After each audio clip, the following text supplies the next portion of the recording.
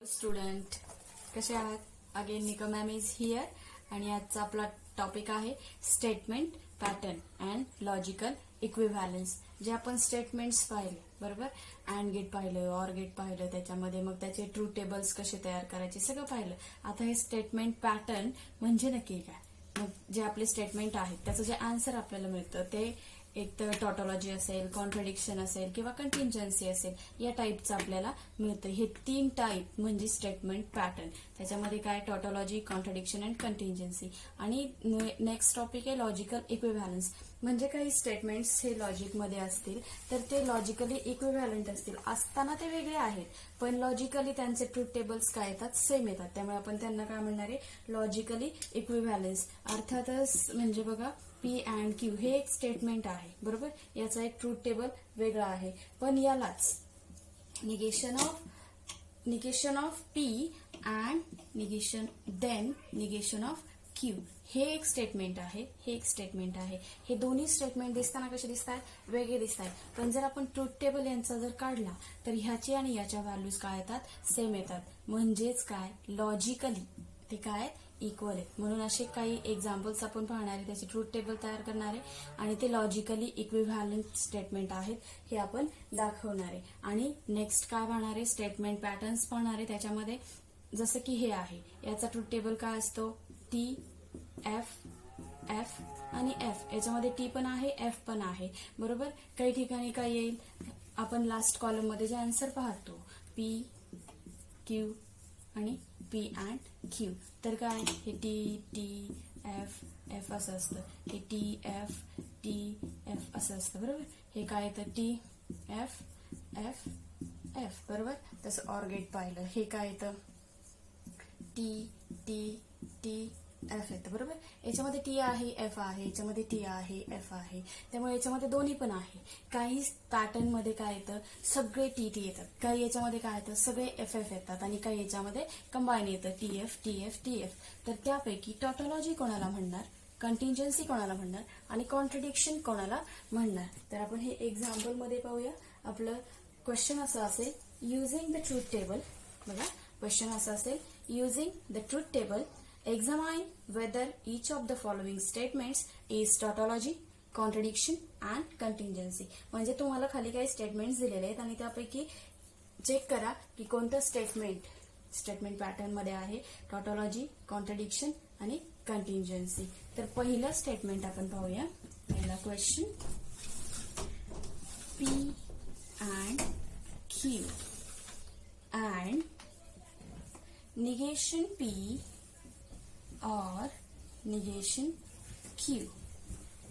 Using the truth tables, examine whether each of the following statement is tautology, contradiction or contingency. तर आपण काय करणार?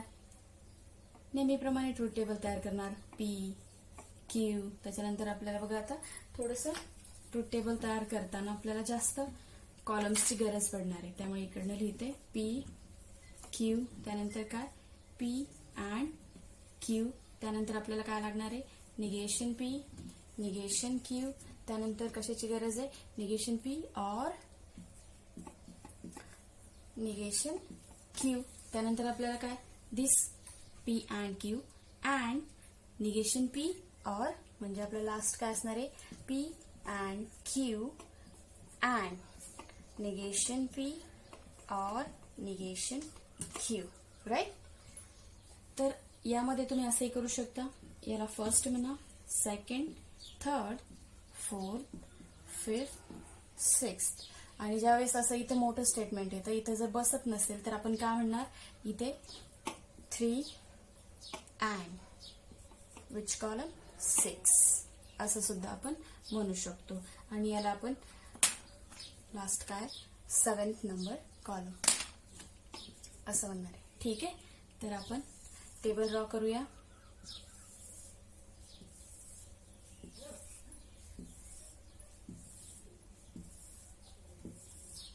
तर आपलं नेहमीचं स्टेटमेंट पी काय असतं? T F. क्यू काय असतो? T F F. बरोबर. अँड गेट तर सगळ्यांना माहिती आहे, ज्यावेळेस दोन्ही व्हॅल्यूज ट्रू असतील त्याच वेळेस फक्त ट्रू असेल, अदरवाईज काय असेल, फॉल्स असेल. बरोबर. आणि निगेशन पी काय असेल, इथे टी आहे तर इथे एफ येईल. बरोबर. इथे टी आहे, इथे एफ येईल. इथे एफ आहे, इथे टी येईल. इथे एफ आहे, इथे टी येईल. निगेशन क्यू अर्थातच याचं निगेशन घेणार आहे. काय येणार आहे, एफ टी एफ आणि टी. बरोबर. तर आता आपल्याला काय करायचंय, तर ह्या दोन्ही निगेशनचं ऑर गेट घ्यायचंय. तर ऑर गेट मध्ये आपण काय पाहतो, फक्त आणि फक्त जिथे एफ ऑर एफ असेल तिथंच काय येतं, एफ. ऑल द टाइम हे काय सगळं ट्रू. बरोबर. आणि आता आपल्याला काय करायचंय, कॉलम नंबर 3 आणि कॉलम नंबर 6 ह्या दोन्हींचं काय करायचंय, अँड गेट घ्यायचंय. आपल्याला काय पाहायचंय, जिथे टी आणि टी आहे तिथंच फक्त काय येणार आहे, true. All the times false. T and F is false. F and T is also false. F and T is also false. And F and T is also false. Observe the column number 7. Last always काय पाहायचं, जो आपला last आन्सरचा जो column आलेला आहे त्याच्यावरूनच आपल्याला काय लिहायचं असतं, आन्सर लिहायचं असतं. ठीक आहे. तर आपण काय पाहणार आता, फर्स्ट काय केलं, कधीही अगोदर काय करायचं, दिलेल्या स्टेटमेंटमध्ये किती छोटे छोटे सेंटेन्सेस स्टेटमेंट्स आहेत ते पाहायचे. याच्यामध्ये काय आहे, P A, Q A, negation P A, negation Q A, आणि त्याच्यानंतर कनेक्टिव्ह पाहिजे, अँड ए, ऑर ए आणि निगेशन ए. बरोबर. त्याच्यानंतर आपण काय करणार, ट्रूथ टेबल तयार करणार. ट्रूथ टेबल तयार करताना काय, ते स्टेटमेंट लिहायचे. आता हे ट्रूथ टेबल तयार करणं आपल्यासाठी सोपं झालेलं आहे. आपण काय करतो, पी लिहितो, क्यू लिहितो, त्यानंतर काय लिहितो, पी अँड क्यू जे आपलं पहिलं स्टेटमेंट दिले. त्यानंतर आपल्याला निगेशन पी और निगेशन क्यू घ्यायचं. त्याच्यासाठी आपल्याला निगेशन पी आणि क्यू ची गरज आहे, ते लिहिलं. त्यानंतर त्याचं निगेशन घेतलं. आता माझ्याकडे जागा होती म्हणून मी हे पूर्ण स्टेटमेंट लिहिलं. जर तुमच्याकडे जागा नसेल तर तुम्ही हे स्टेटमेंट कसं लिहू शकता, याला कॉलम नंबर्स द्यायचे. This is column 3 and this is column 6. यांच्यामध्ये इथे काय अँड गेट, त्यावेळेस तुम्ही काय लिहू शकता, 3 अँड 6. त्याला कॉलम नंबर काय म्हटलं आपण, 7 म्हटलं. तर लास्ट आपल्याला काय मिळालं, last column F F F. तर तुम्ही काय म्हणणार आहे, therefore the given statement pattern is contradiction. Therefore, असंही म्हणू शकता, from column 7 the given statement pattern is contradiction. बरोबर. कारण सगळे काय आले, एफ एफ एफ. ज्यावेळेस सगळे एफ एफ येतील त्यावेळेस स्टेटमेंट काय असणार आहे, कॉन्ट्रडिक्शन. याच्याच ऐवजी जर सगळे टी टी आले असते, याच्याऐवजी जर सगळे टी टी टी टी आले असते तर आपण काय म्हटलं असतं, स्टेटमेंट पॅटर्न इज टॉटॉलॉजी. आणि जर आपल्याला असं मिळालं असतं टी एफ तर आपण काय म्हणलं असतं, कंटिंजन्सी. पहा, लक्षात ठेवा, ज्यावेळेस आपल्याला स्टेटमेंटमध्ये लास्ट कॉलम जो स्टेटमेंट हा आहे याचा आन्सर ज्यावेळेस सगळं एफ एफ मिळेल त्यावेळेस ते आहे कॉन्ट्रडिक्शन. ज्यावेळेस हे सगळं टी टी मिळेल त्यावेळेस ते आहे टॉटॉलॉजी. आणि ज्यावेळेस ते सगळं टी एफ या टाईपमध्ये मिळेल त्यावेळेस ते काय असणार आहे, कंटिंजन्सी. आपण आता जे एक्झाम्पल पाहिलं ते कशाचं आहे, कॉन्ट्रडिक्शनचं. आपण नेक्स्ट पाहूया कंटिंजन्सीचं टाईपचं एक्झाम्पल. सेकंड एक्झाम्पल बघा, स्टेटमेंट पॅटर्न काय आहे, P and P then negation Q bracket then Q. P and P then negation Q then Q. तर आपल्याला गरज कोणाची आहे, first P next Q next. आपल्याला काय करायचंय, P then negation Q. therefore we want negation Q then आपण काय पाहणार, P then negation Q. त्यानंतर आपण काय करणार, याचं अँड गेट घेणार. P सोबत P and P then negation Q. Right.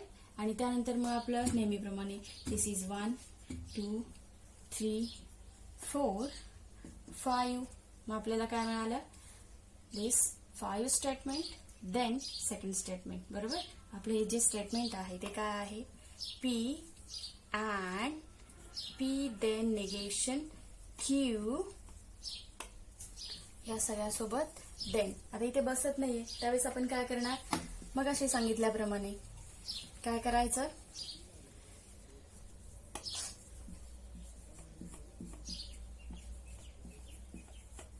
काय, this is second column and this is fifth column. Fifth then 2 असे तुम्ही देऊ शकता. 5 देन 2 राईट. त्याला आपण काय म्हणणार, 6th नंबर. तर आता आपल्याला काय करायचंय, नेहमीप्रमाणे टी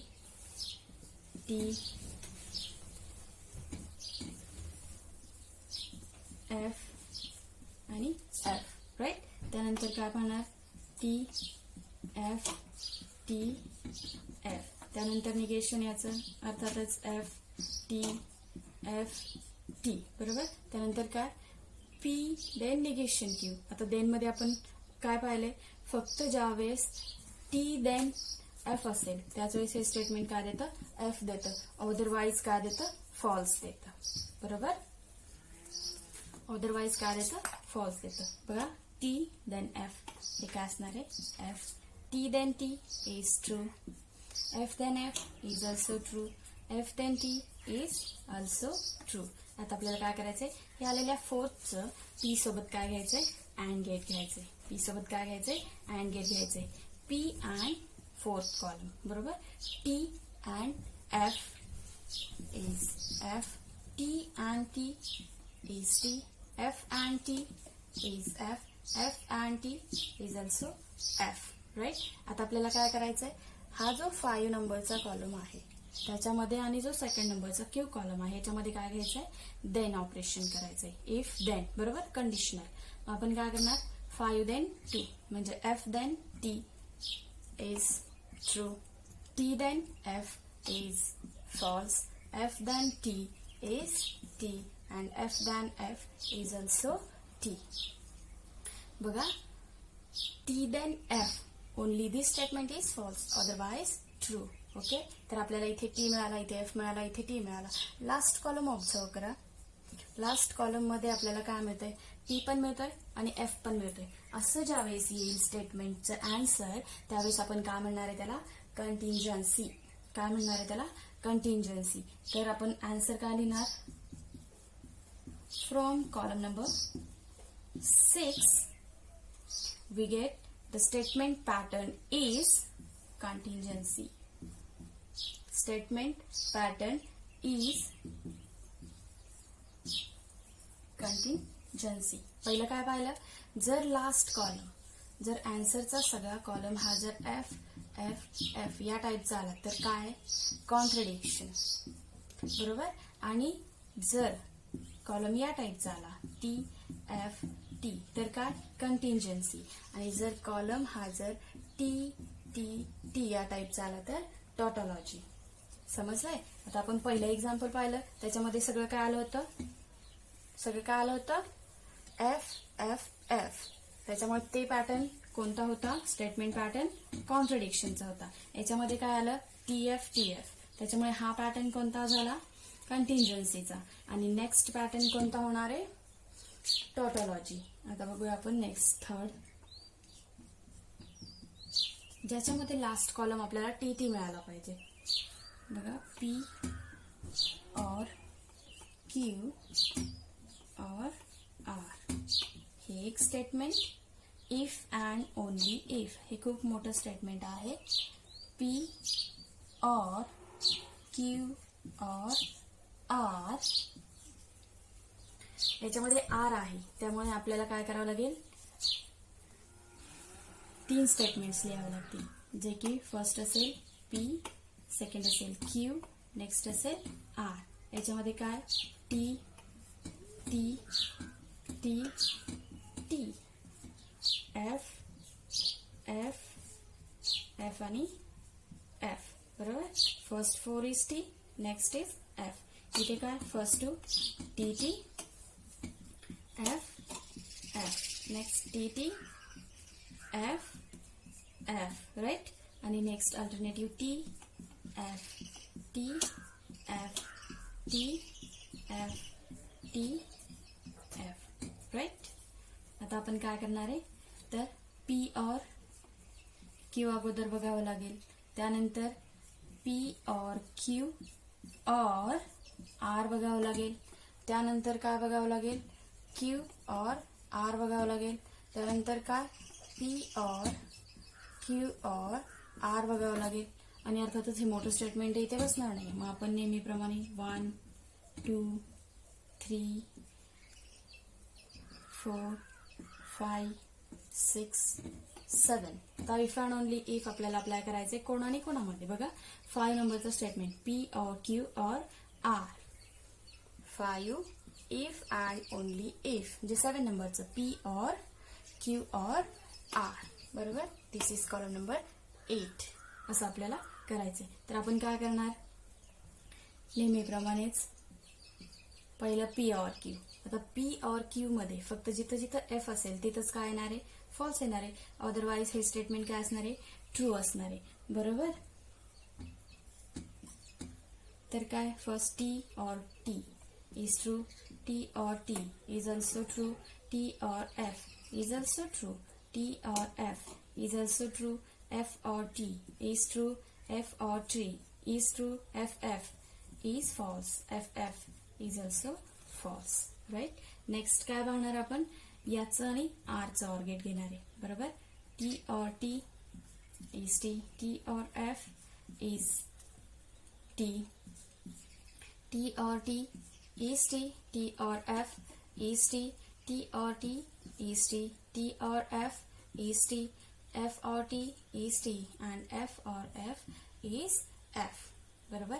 आता आपल्याला Q और R घ्यायचे म्हणजे T or T is T, T or F.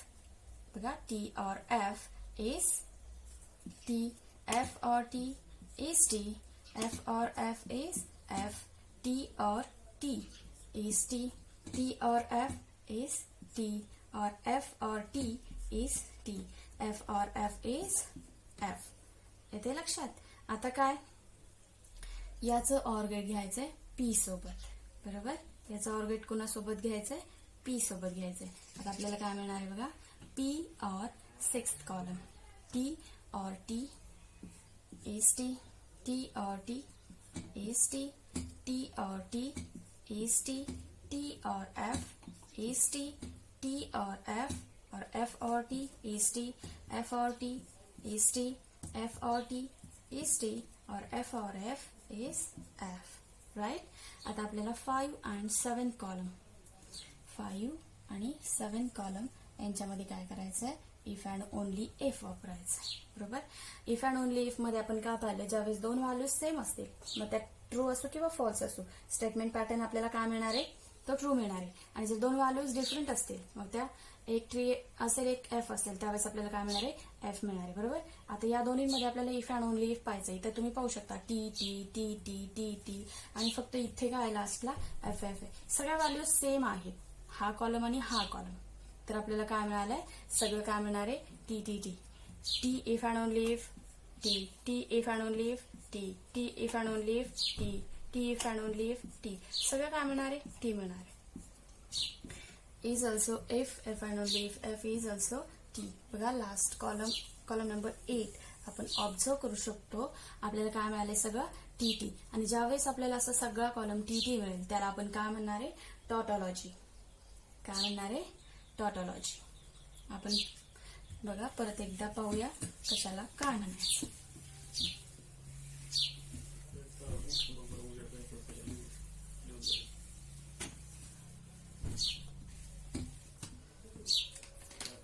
बघा आपण काय पाहिलं, जर स्टेटमेंट पॅटर्नचं आन्सर जर सगळं एफ आलं, तर आपण त्याला काय म्हणणार आहे, कॉन्ट्रडिक्शन.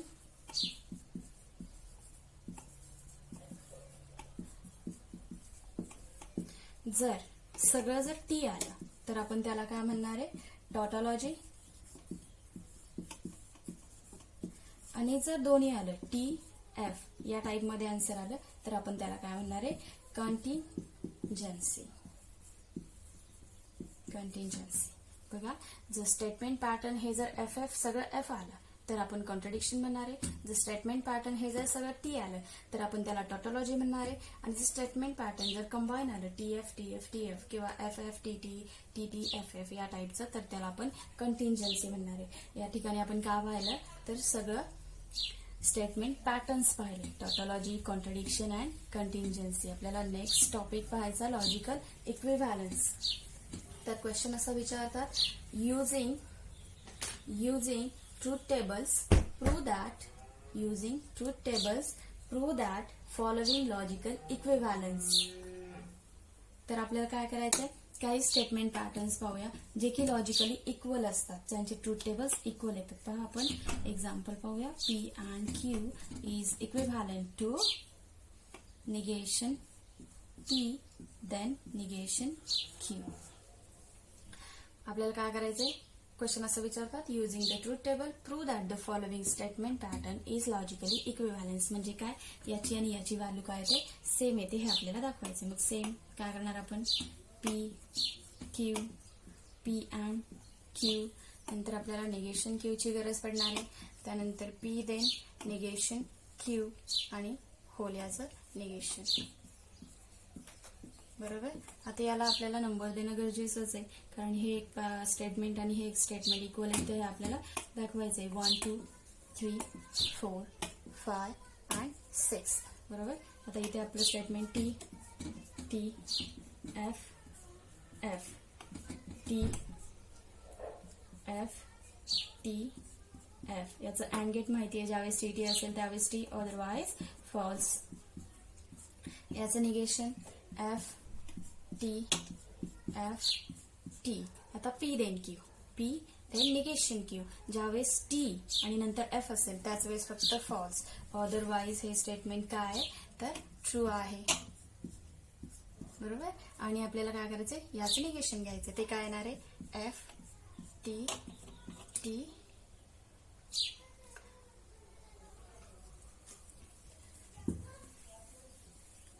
इथे F आहे, F चं निगेशन काय असतं, T आहे, याचं निगेशन काय असतं, F, याचं निगेशन F, याचं निगेशन F. आता आपल्याला काय करायचंय की आपला जो 3rd नंबरचा कॉलम आहे, हे जे स्टेटमेंट आहे आणि जे 6th नंबरचं स्टेटमेंट आहे, यांना ऑब्झर्व करायचं. बघा आपल्याला काय सांगितले की हे स्टेटमेंट लॉजिकली इक्विव्हॅलंट आहे किंवा लॉजिकल इक्विव्हॅलन्सने हे स्टेटमेंट ट्रू आहे हे आपल्याला दाखवायचंय युझिंग ट्रूथ टेबल.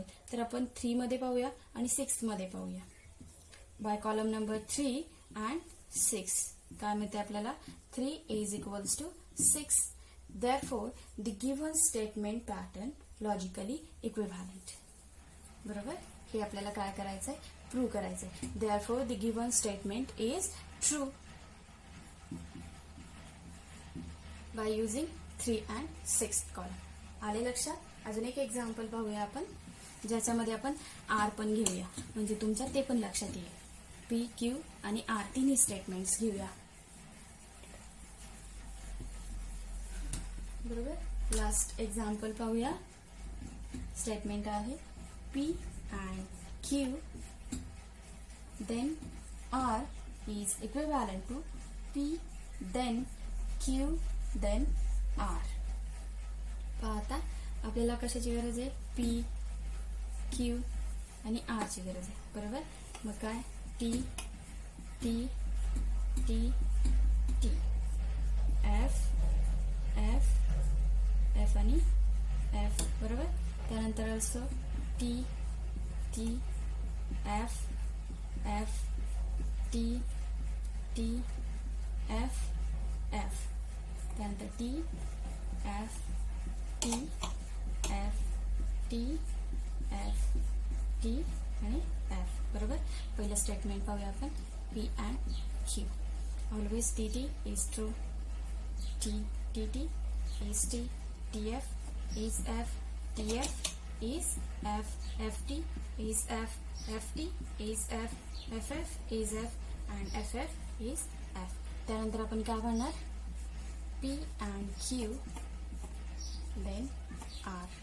याचं देन घ्यायचं याच्यासोबत, TT is T, TF. तर आपल्याला असं घ्यायचं, याचं then this R, T then F is F, F then T is T, F then F is F, F then T is true. F then T is true. F then F is true. F then T is true. And F then F is also true. Right? Next आपल्याला काय पाहावं लागेल? Q then R. Q then R. T then T is true. T then F is F. F then Q is T. is T. बाकी सगळे काय येणार आहे? फक्त T then F हेच काय असतं? F असतं. अदरवाईज काय असतं? हे स्टेटमेंट ट्रू असतं.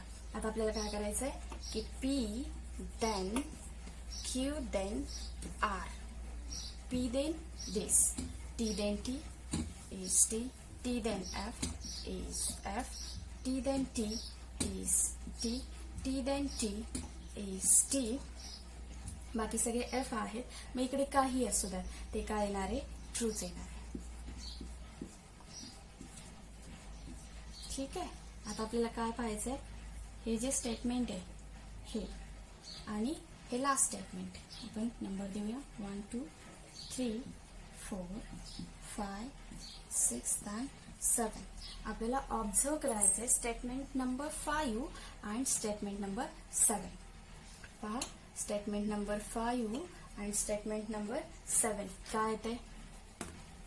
इक्वल आहेत. बरोबर. सगळे काय आहेत? टी. सेकंड नंबरला एफ आणि बाकी सगळे काय आहेत? टी. तर याच्यावरून आपलं काय लक्षात आलं की लॉजिकली काही स्टेटमेंट्स पॅटर्न काय असतात?